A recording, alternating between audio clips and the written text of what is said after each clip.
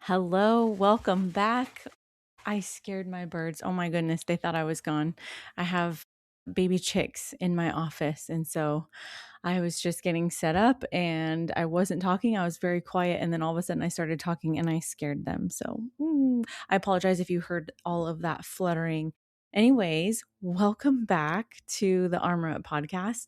I'm your host, Lorraine Michaels. And on this podcast, as you know, we talk about faith, fitness, family, and mindset. So everything that Armor Up encompasses, everything that Armor Up teaches, communicates about, and really helps you through is all connected with faith, family, leadership, mindset, fitness, functional medicine. So all these things, essentially, Armor Up is encompassing that. I equip you to armor up, whether that be, suiting up and being biblically armored, armoring up through your fitness and making sure that you are suited and booted, right? You're ready to take on, to become the best, healthiest version of yourself.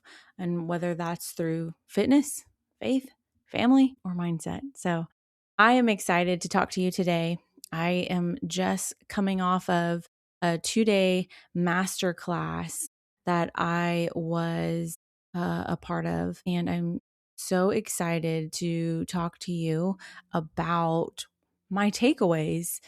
I do this when I go to conferences. I do this when I am involved in such things because if I am heavily impacted by it, I know that you also will be heavily impacted by it. And so I love to share about it. So without further ado, today we are talking about healthy versus unhealthy leadership and reactive versus integrated leadership. So a healthy leadership and an unhealthy leadership and what that looks like. And, sometimes people get it wrong and people are human and it can happen. But my hope is that maybe you will get something from this podcast, whether it be you are in leadership and you hear something and you're like, oh, wow, I may have fallen short there. My team is doing great here. I hope that you can glean something from this because I know I certainly did. I was able to pull back and I was able to look at it from a lighthouse perspective. So think of a lighthouse that is very far back and can see over everything farther in the distance. So I hope, from my own personal experience, what I have seen healthy and unhealthy, from my own personal experience being in a leadership role, coming from, everyone was not good before they were an expert, right? I didn't want to say sucked, but you have to be not good at something before you are good at something. So, yeah, the difference between leading from pressure versus purpose. Are you a safe leader or are you a stressful one?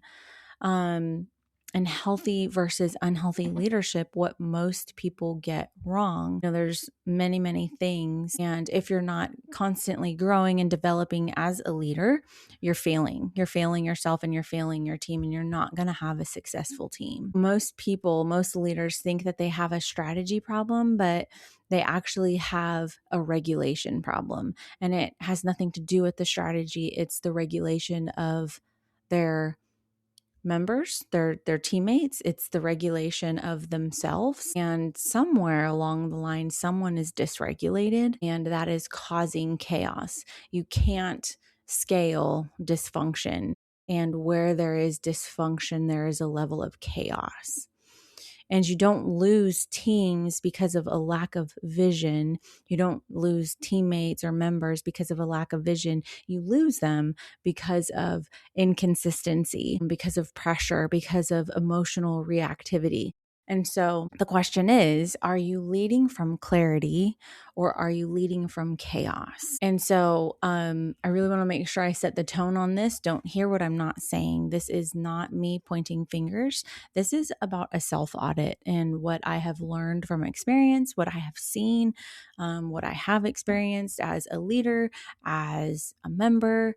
So being on both sides, this is coming from lived experience and knowledge and this wonderful training, this wonderful masterclass that I was a part of with Stephen Scoggins. I'm in a coaching program with him. And if you don't know who Stephen Scoggins is, go look him up, follow him on all the socials. You can find him by his name.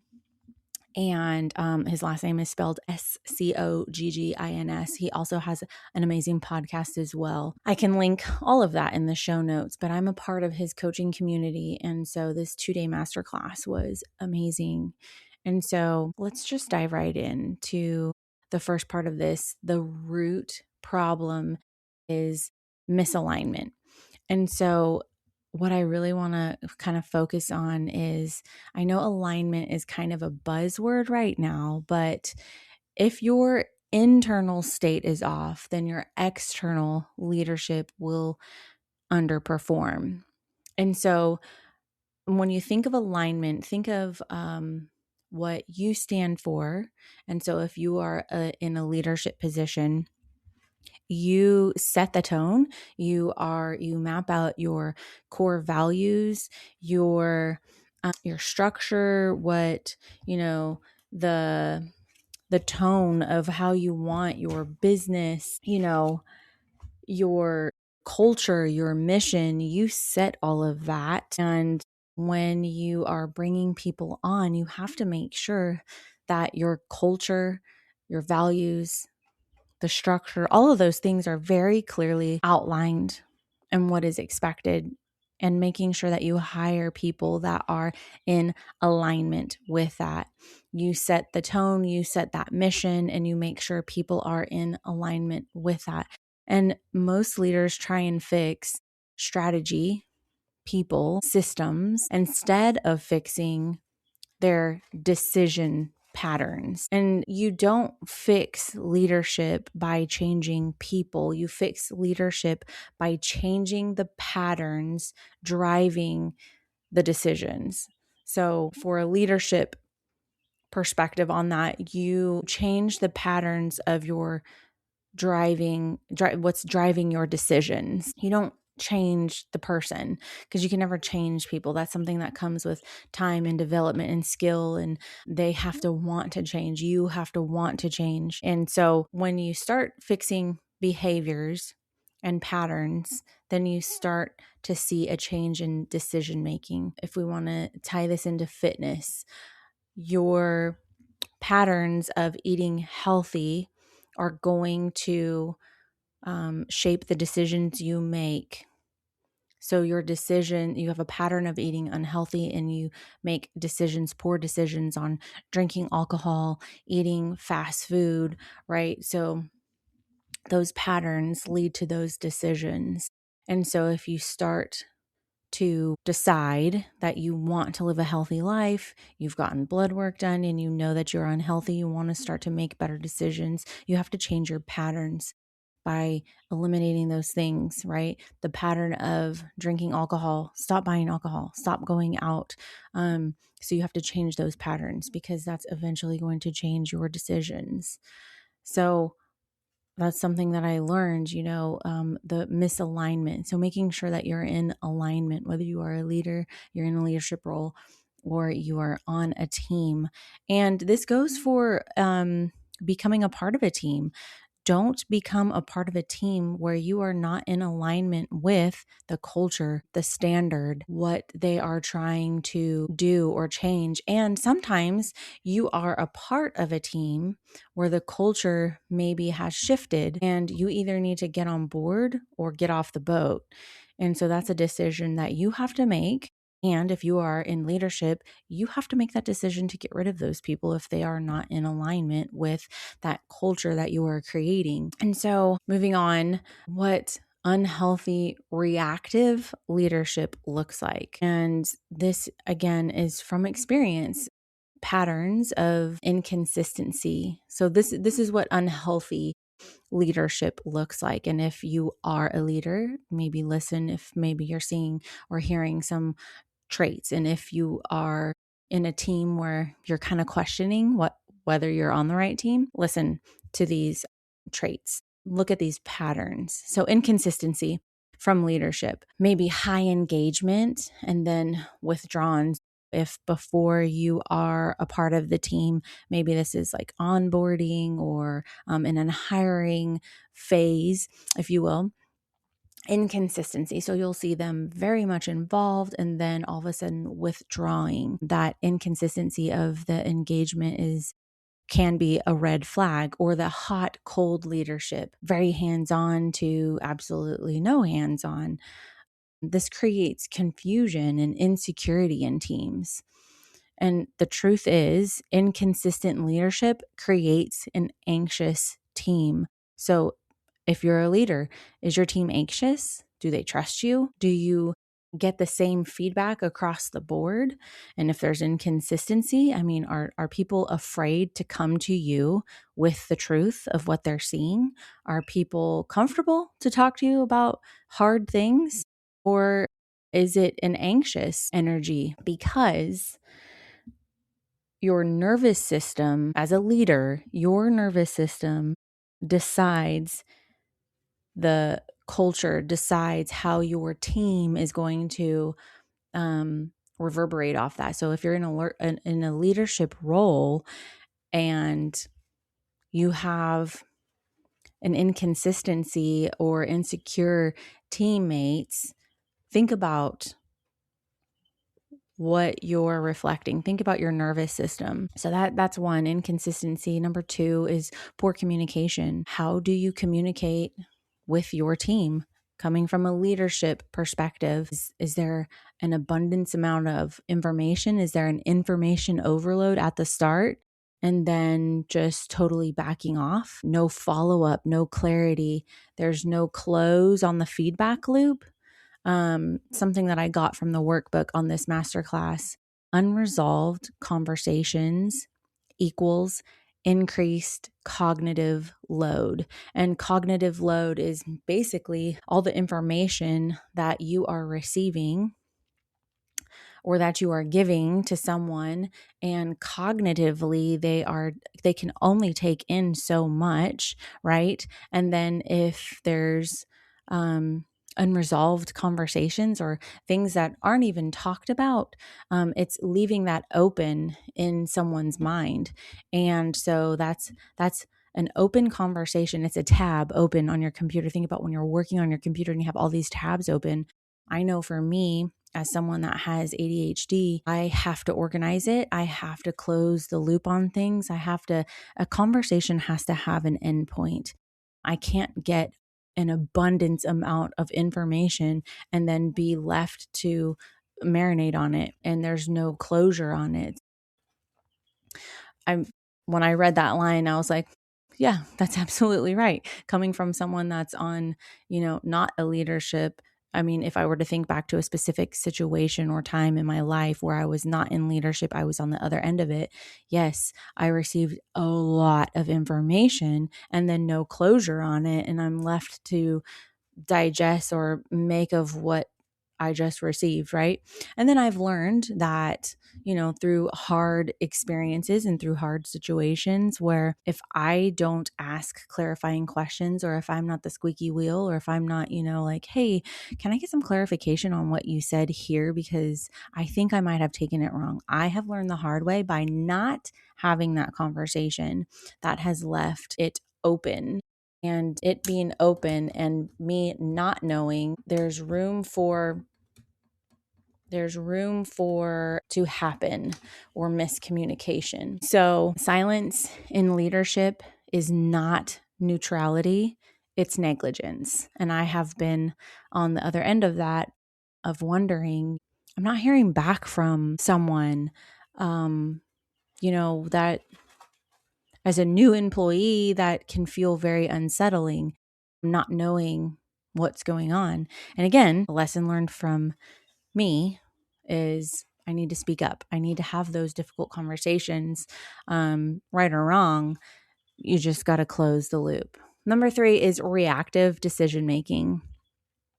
The classic framework of fight, flight, freeze, or fawn. So what this looks like from a leadership perspective, fight, that would look like controlling, dominating. Flight would be avoiding hard conversations. Freeze would be overthinking and no action at all. And then fawn would be people pleasing or over promising or having not necessarily the silent treatment, but going from something uncomfortable to all of a sudden best friends, or not necessarily best friends. I shouldn't say that, but just very overly friendly and people pleasing. And so the hard truth here is if you're reacting, then you're not leading, you're coping. Number 4, misaligned culture. This was especially important to me when we were in this section, because culture and alignment are two things that in my business, Armor Up Fitness, is very important to me. And right now, I am not at a point where I have employees. I have partners. So I partner with providers. I partner with companies, whether it be supplement companies or medical providers, because my clients get, like I always say this, we test, we don't guess. So you get blood work. You're working with myself and a provider, because I don't interpret labs, although I can, but that's out of my scope of practice. So I know what to do with it. And then I have a provider on my team that we come up with a game plan. And so when I'm working with brands, when I'm working with partners, companies, I want to make sure that we are in alignment with our values. We're in alignment. And then when I bring in employees, eventually I'll have other coaches. I'll have, other people on my team. There's going to be a culture. There's going to be a standard, honesty, integrity, people of faith, because that is very important to me, because part of my brand, part of my culture is, one, spreading the love of Jesus and the gospel and the truth. And also, that goes in alignment with integrity and honesty, and making sure that I'm creating a culture and an environment where everyone feels loved, welcome, heard, and understood. And I know that people mess up, and I know that people are human. And if I set a standard and I set an expectation, I'm not going to hold one person to it and not another. If I say that in a difficult conversation or a difficult situation, we're going to have a conversation and we're going to unpack this, then it's going to be a conversation where everybody that is involved is going to be present, so that a conversation can be had, and not just a, tell me your side of it, or you have the floor type of thing. That's a very one-sided conversation. That is not a conversation. It's just someone saying their side. And so there needs to be an aspect of understanding and, like I said, developing that culture of understanding, and everyone is valued, everyone is heard, everyone is respected. And I want to make sure that my team feels heard and understood. And if there is any confusion, then it's so difficult. This class was so eye-opening, just because I'm like on a rabbit trail here, because culture is so important to me, because I've been a part of an organization where they say they're so strong about a certain culture, or creating this culture, but yet they don't hold everyone to that same standard. And so what I'm trying to say is that is a non-negotiable. I would never fire someone for something when they are not doing it, but in fact, someone else is doing it. And so going back to that difficult conversation, and making sure people are heard, valued, understood, like having an open conversation with everyone involved. And it is a back and forth, and you're asking questions so that everyone is understood and that everyone understands what the standard is. I'm going to move on from that. All right. So let's talk about the real cost of unhealthy leadership. This is where most people underestimate the impact.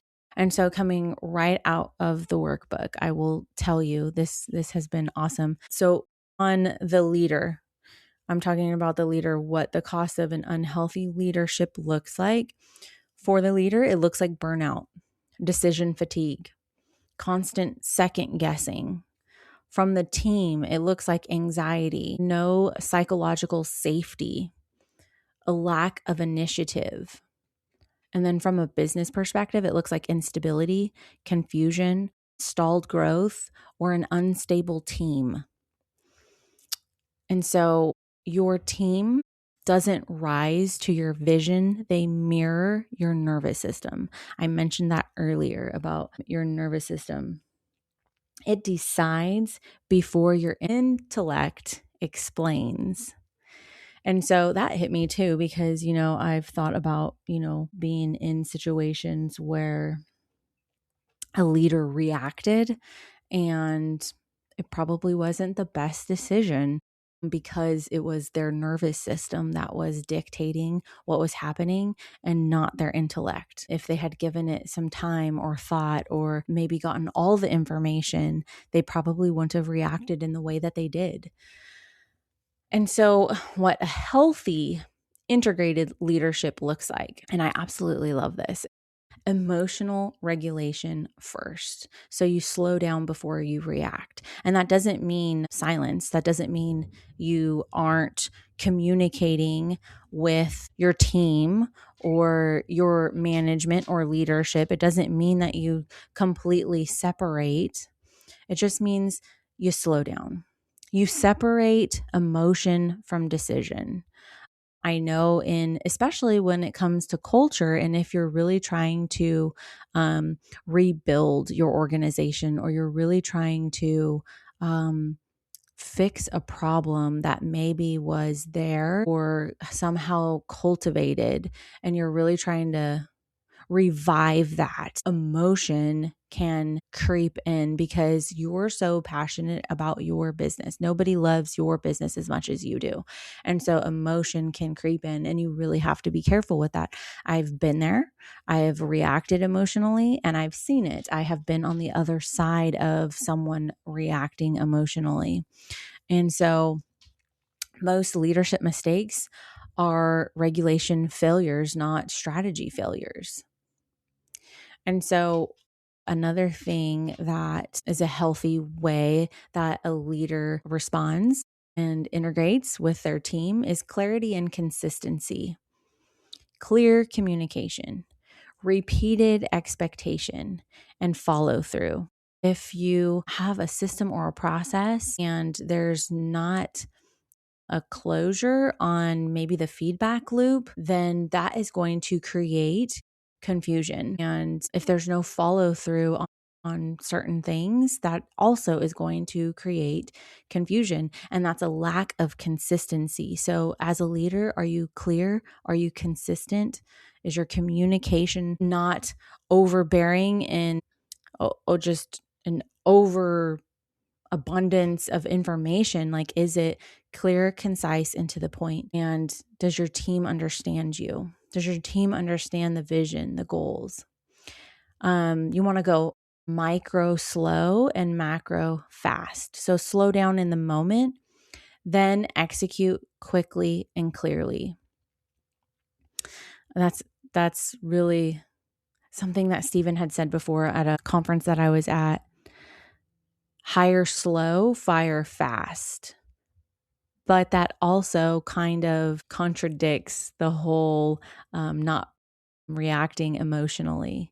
I would definitely take that into consideration. So take that with a grain of salt. Hire slow, fire fast. Just because what he meant in that is don't drag something out that you know is not working. So for instance, if someone has been with you or your company for a long time and that is why you are keeping them, that is a situation where you need to fire fast. Just because they've been there for a while, that doesn't mean you owe them anything. If they're not on board with the culture, they're not in alignment with, your values, your standards, and if they are the reason why there is an issue, you need to fire them. They are not in alignment and they are causing more chaos in your team, and it's going to hurt you in the long run. Number 4, stewardship over control. Knowing what is yours and what is not yours to carry. And don't micromanage everything. If you're in leadership, knowing what to delegate. Oh, what was the other thing he said? I love this. I wrote it down. Knowing as a leader what to automate, delegate, eliminate, and consolidate. That is key, because as a leader, and especially as a CEO, you at some point you do everything, and at some point you need to not do everything. So it's hard sometimes for leaders to transition out of that role and let go of things. So knowing who they can delegate things to or even eliminate. Teachability and humility. I learned this the hard way and very early on. There was a time where I was not teachable because there was arrogance and there was pride in the way. And I had to learn, I had to humble myself. I had to get humbled by unfortunate circumstances years and years ago. It was probably before, I know, in fact, it was before I was in personal development. When I got into personal development, that's when I learned a lot. And I actively now I go into situations humbly. I have no ego. I can definitively say that. I know what I am good at, and I can also learn more. I know I am an amazing personal trainer. I know that I have a hard work ethic, and I know I hold myself to a high standard. And I also know I can get better. I know that I can learn more. So I say that with confidence and humility, and I am very teachable. I'm not going to go into something thinking, "Oh, I already know this." I'm going to go into it with humility and a teachable spirit because I know I can learn from anyone and everyone. There is something you should think of this, whether you are a leader or you are not a leader, you should always have this mindset of, what can I learn? What can I learn from this person? Because if they are above you, and I don't want to say below you, but if they are above you as in leadership, if they are your peers, or if you are in leadership and you have people that answer to you, there is something you can learn from everyone. It doesn't matter. All right. So the 4 filters every leader should use. This is practical and it's actionable. And so everyone should be taking notes on this part. Before decisions, these are 4 things. The 4 filters you should use before decisions. Does this align with who I am becoming? Everyone can use this. Does this align with who I am becoming? Number 2, is this mine to carry? Number 3, does this strengthen what I'm building? Number 4, is this urgency or fear? That's a good one. Most bad decisions aren't wrong. They're just made from the wrong state. All right. So this self-audit section, this is where you are going to take these questions and apply it to yourself. All right. I'm going to challenge you, whoever you are listening. Where am I reacting instead of leading? What dysfunction am I allowing that my team is now repeating? Am I creating clarity or confusion?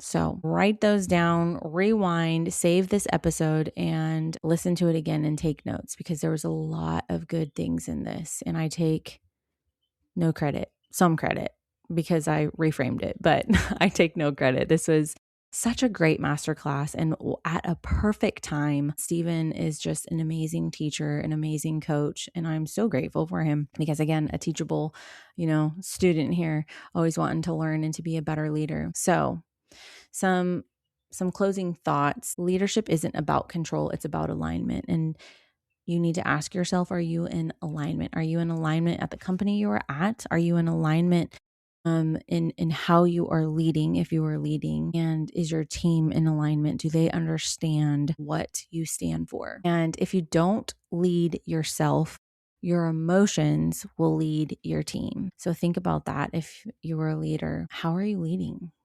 How is your team responding? Take an audit of your team. And are they demonstrating the culture, the standard? Are your members just showing up because it's a paycheck? Or are they bought in? Do they understand the culture and the values? And who do you have, leading your team? If you are a CEO or somewhere that's higher above and you have a leader in their, essentially leading your team, is that who you really want leading your team? Look at your culture. Is it reflective of what you want? If not, it's a leadership issue and you need to address your leader. So you're always leading something. The question is, are you building from trust or are you building from tension? All right, friends, here's what I challenge you right now. This content is so powerful because I have lived it. I have lived it. I have been there. I've been on both sides of it. And it's up to you to make the changes. I personally, when I have a hard situation or a hard season or whatever, has happened, I don't let it knock me down and keep me down. I, take notes. I ask myself, what can I learn from it? What were 3 good things that came of it? And what is something or 3 things that I can apply right now so that this doesn't happen again? When something happens, you look at what was good and what would I change? What did I like? What did I not like? How would I do it different? What did I learn from it? So whether you're a leader, whether you lead leaders, whether you are being led, this podcast is for everyone. So if this at all helped you, please let me know. Save it, share it, tag me on social media.